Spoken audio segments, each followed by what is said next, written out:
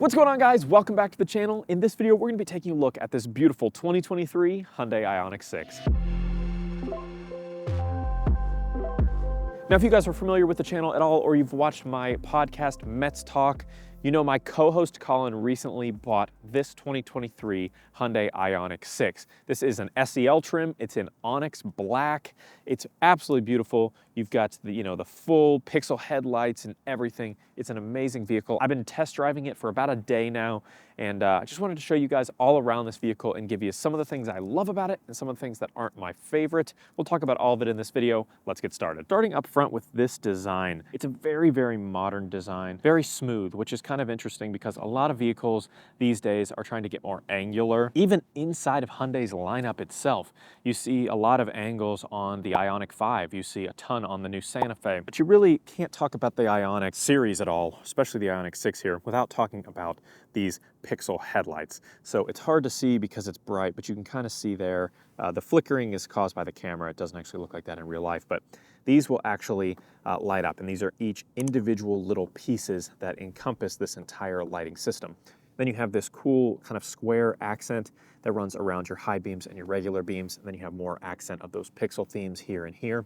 And let me turn on the turn signal so you guys can see. So that's your really cool turn signal. It's a super unique look because when you see it front facing, you just know it's an Ioniq 6. You have more of that pixel theme on these side mirrors here, and it runs its way through the rest of the vehicle, and I'll show you that in just a sec.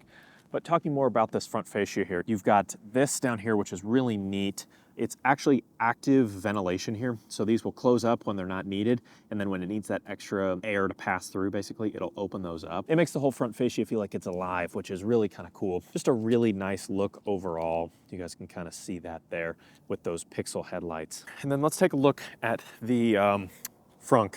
Ta-da, there's your frunk. Let's see what we can fit in there. Perfect. I guess you'd rather have one than not. I don't know. Maybe not with that size, but you do have access to all your fluids, which is nice. And close that up. Another little interesting feature are these door handles. Now they're flush mounted, obviously, so you can see, but they do self-present. So if you walk away, get close, they're gonna go ahead and unlock and open up, right? So you can grab them, just open the car like that. They're a little goofy in how you actually have to hold them. I guess you can kind of do that, but still they kind of like it slips out of your fingers a little bit. I don't know. It's fine. The only weird thing is they don't auto lock when you walk away. Colin mentioned this on the podcast that I've either will have posted or will be coming shortly. He picked that as one thing that he didn't like. But if you do go ahead and push your finger there, they will go ahead and lock up and you're good to go. But if you walk away, they don't auto lock, which is crazy because it can sense you getting close to unlock, but it can't sense you getting far away to lock. It doesn't make any sense to me with as tech-packed as this car is, for it not to do that. Super weird. But look at these wheels here. These are some massive, I think they're 21s. So we come around to the back here. I got two comments. One, I really like parts of it. Two, it's really busy. And I think there's good parts and bad parts. Obviously, I love that we continue the pixel theme. This encompasses the entirety of kind of your brake tail light area. And it's a really cool design. I think it looks really nice. You have more of that pixel theme up here. It will illuminate. I'll show you guys what that looks like. It looks nice. You have the Hyundai badge. You got your Ioniq 6 badging here. You got a power liftgate here for the back. You have more of that pixel design here, kind of in the diffuser area on these brake lights. And I mean, this back end looks nice. Like, it looks mean. I just think it's a little busy. And I think if you look at it from this angle, it looks better than when you look at it from this angle. I think this is the part that throws me off. So you guys will have to let me know in the comments what you think about that little kind of spoiler area.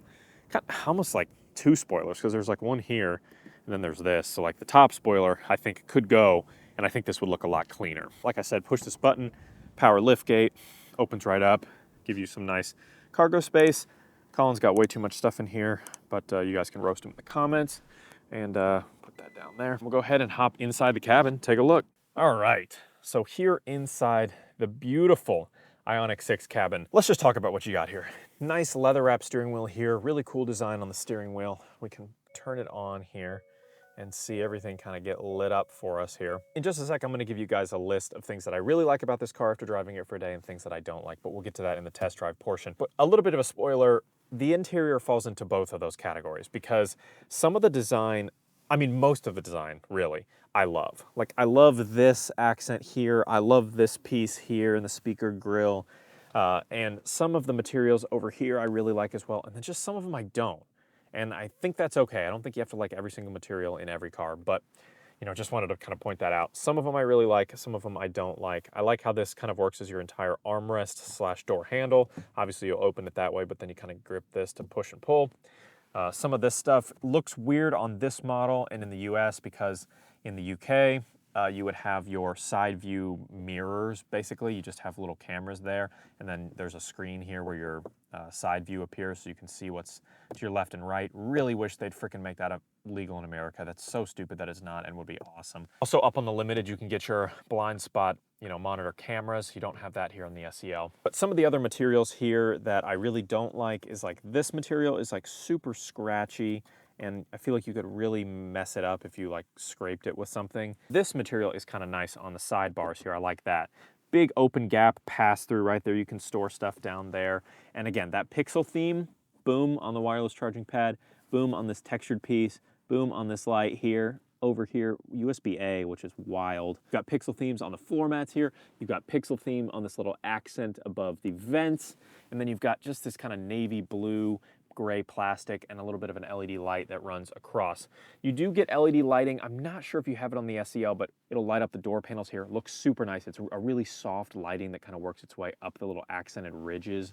Absolutely beautiful 10 out of 10 design on that. These seating surfaces are also super comfortable. They have a kind of an interesting little blue and orange accent piping here, but these are the kind of like light gray or almost an ivory looking leather seat here. Very comfortable, manually adjustable passenger seat, power adjustable driver's seat with lumbar support there. Now let's talk about the steering wheel here. So you've got highway drive assist buttons and your adaptive cruise buttons here. You can also change drive modes with this little, almost looks like a wheel, but you can't spin it, it's just a button. And then you have an H in Morse code right here, and these actually light up different things. And then you've got your, you know, adjustment controls for volume and favorites and, you know, voice assistant and things. If we scoot forward here, you can take a look behind there at one of my favorite things on the Ioniq 6, and that is this beautiful screen. Look at the graphics package. It's like a new morphism kind of type of design on the sides there. You've got like kind of these little three-dimensional elements with beautiful shading and textures and things. I really like it. If you switch driving modes, you can see how those change. And this isn't the first Hyundai that I've looked at this on. I just can never get over this design. Also, I really like that no matter how much air you put in the tires, it still just gives you the tire pressure constantly and you can't get rid of it. So that's a nice feature too. Coming over here to this beautiful touchscreen, look at the responsiveness on that.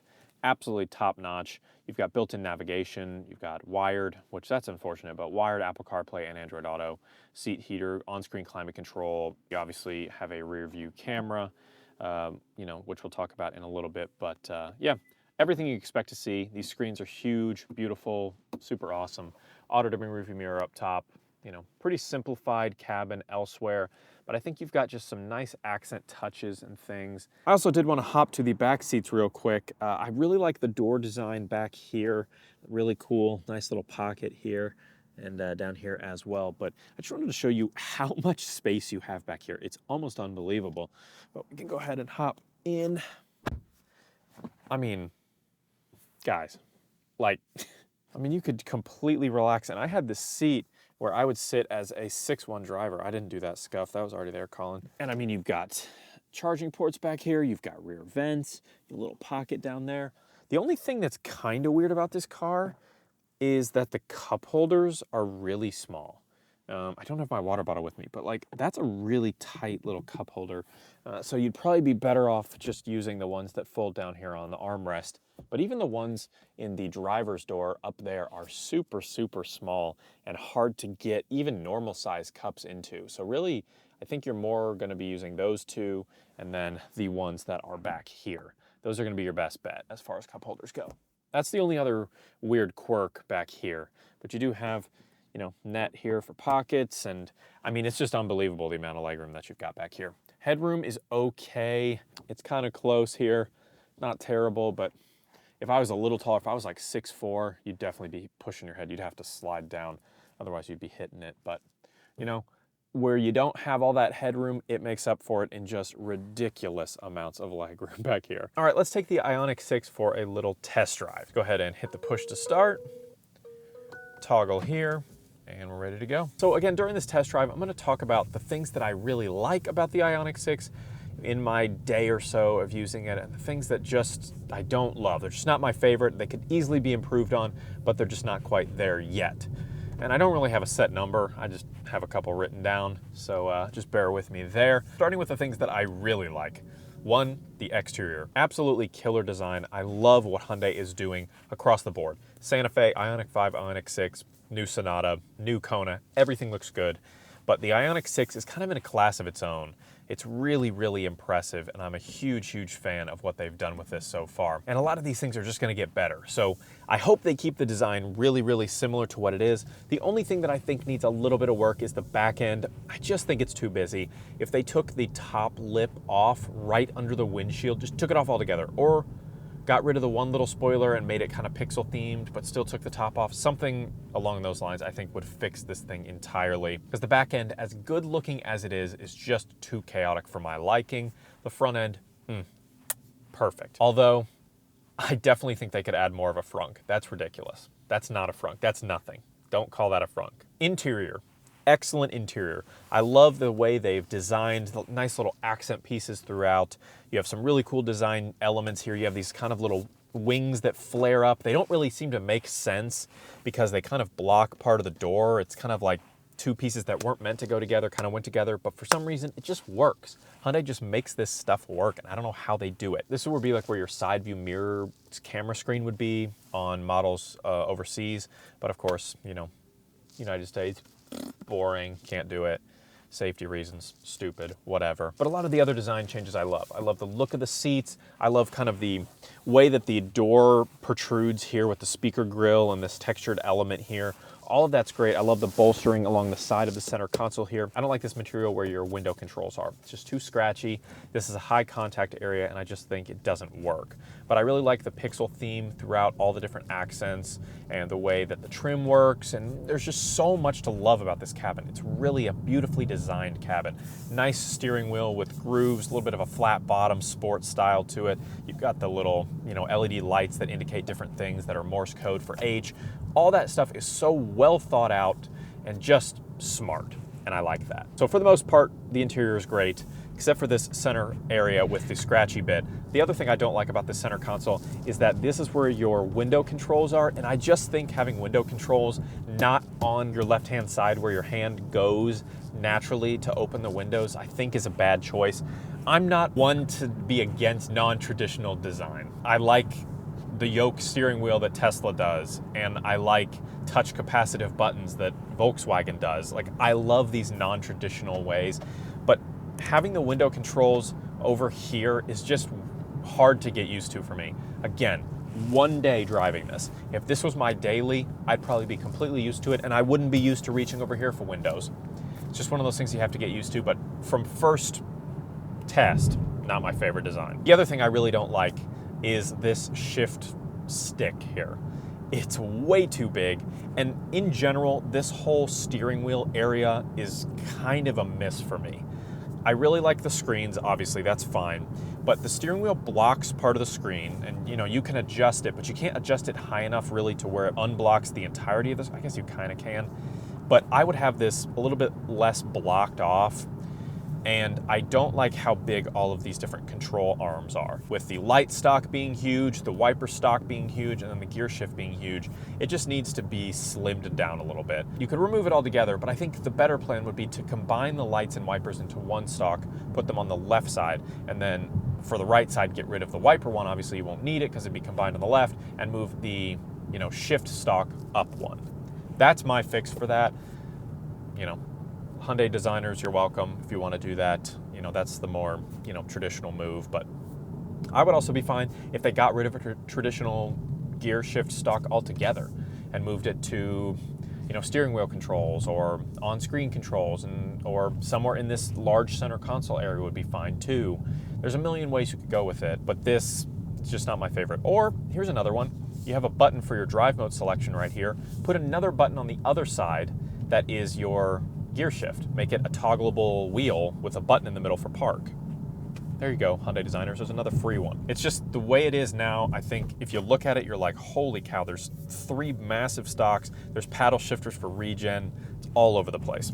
Speaking of regen, we need to talk about that because for me, even when I go all the way to iPedal, which is the furthest extreme of the regen levels, it's still not enough for me. I'm used to the Bolt, and the Bolt is just, the second you let off that acceleration pedal, I mean, it just grips down, and it feels like you're just slowing all the way down. And even on the most extreme here on the Hyundais, it's just not as grippy for me. I find myself reaching for that regen on demand paddle that my Bolt has that you don't actually have on the Hyundai, and it just turns the regen intensity down more. So I don't know, it's weird. At highway speeds, I think the cabin is overall pretty stinking quiet, but let's get a test here. I'll stop talking.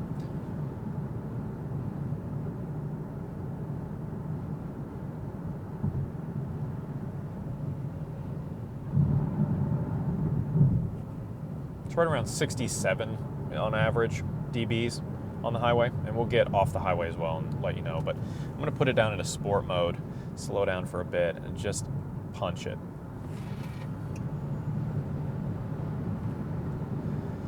I mean, it's fast. It's like deceptively fast. Like, especially when you get it out of eco mode, put it into sport, and you just push that acceleration pedal down. There's no delay. It's that instantaneous EV torque that you just can't describe. You have to drive one, and you'll know what I'm talking about. But it is just, it's fun. It's fun to drive. Handles really well. It's got kind of this hybrid feel where it's not super stiff of a suspension. It's kind of softer, like around curves and things, but it's not too soft to where you feel like you're kind of floating. You still feel connected enough to the road.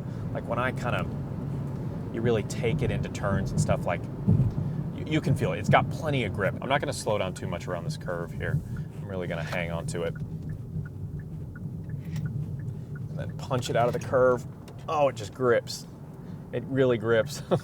But yeah, that like 320-ish horsepower, all that torque, all the wheels, dual motor setup. Well, we have a second here. Again, a thing I really like, infotainment system. Hyundai's infotainment systems, I've been talking about it for years. They are absolutely killing the game. You have this driver information display that has this kind of new morphism design that I'm a huge fan of. You know, switch through the different driving modes, you get different little animations, and you get all this like layering and shadows, and really, it's just beautiful. And the infotainment display has a lot of those same elements as well. Having wired CarPlay is kind of in 2023.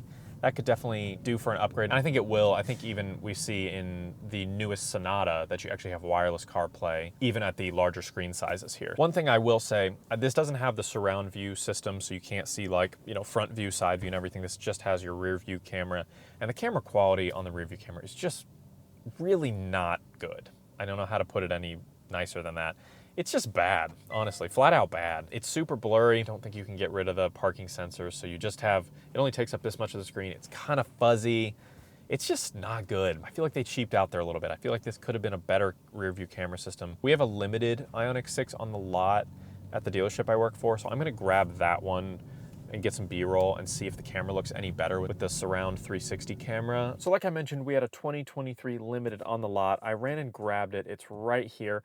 And I just wanted to point out a couple of the differences between the SEL that Colin has and the Limited here. So first and foremost, let's take a look at this backup camera. Now, it could just be my eyes, but it maybe looks a little bit better. I don't know if it's a different camera though. I can't answer that for sure, but you do have more cameras. I can answer that for sure. So if you hit this button, you can switch through different views. So you can see like a trailer hitch view, and then you can see the side tire view, and then my favorite view, this 360-degree pivoting view. So you can spin this and see all around your car any way you want to look. And it's really great because you can pivot it up like this. You're seeing a top-down view kind of like this, but you can kind of pivot around it a little bit more. So really helpful to get in and out of those tricky parking spaces or see if there's any kind of toys or anything around your car when you're backing out of the driveway. So that is super great. I really love 360 cams like that. A few other little changes I noticed. You do have a heated steering wheel on the Limited.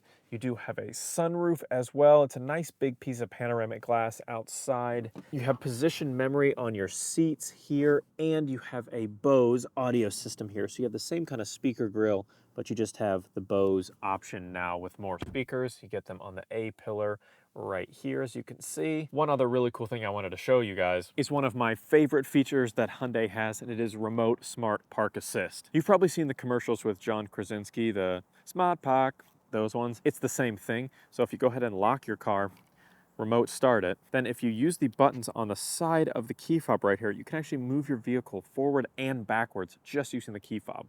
So just press and hold, wait a sec, you'll hear it start whirring up. It's just going to go ahead and start moving. As long as you're close to the vehicle. And there you go, no driver. Then as soon as I let go, it'll stop. And then you can hit the other button to back it up.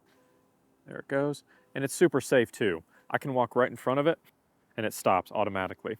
And it won't go back any further, even though I'm holding it down, until I completely move out of the way. And then it'll go ahead and start backing up again. So this is super useful to get in and out of those tricky parking spots. So that's really cool. Colin's SEL does not have it, unfortunately. I'm sure he'd like to have it, but you know, it's up here on the Limited. Super cool. It's another nice look at that tail light area. So this kind of acts as a brake light.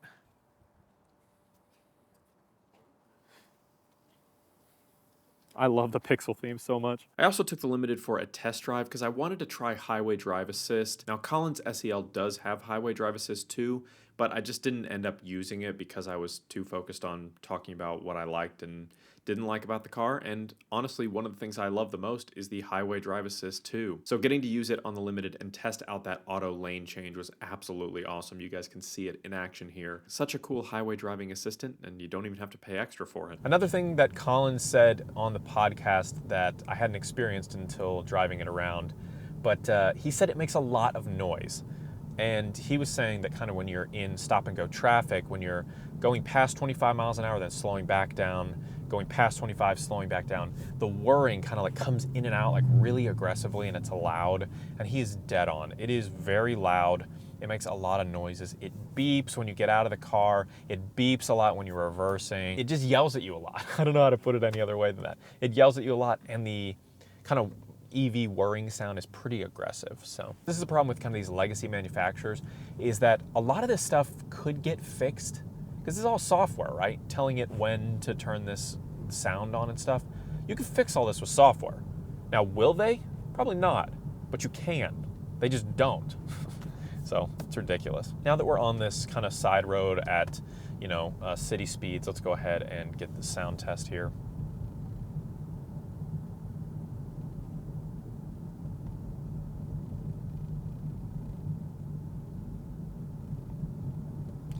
We're right around 60, 61 average, and we are on a kind of a bumpy road, so it might be a little bit louder than normal. You might dip down to that 58 dB range on a smoother bit of pavement here, but this is a little bit bumpy. And then once we get to a stop, I'll let you know what it is at complete stop here.